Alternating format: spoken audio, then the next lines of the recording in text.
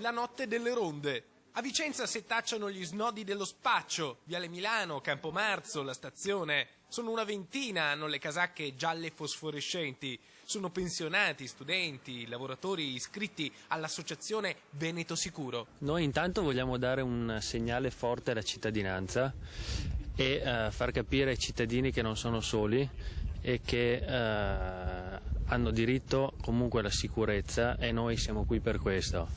Una presenza che funge da deterrente soprattutto per i malintenzionati che girano per le nostre strade.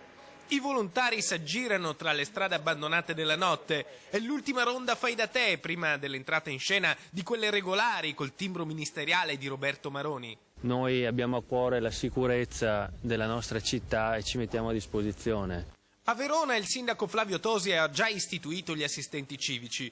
A Vicenza Achille Variati ha promesso le ronde degli ex poliziotti e dei carabinieri in pensione. Nell'epoca della crisi, la crisi è economica ma anche di valori. E la perdita di molti posti di lavoro non potrà che acuire le situazioni di marginalità.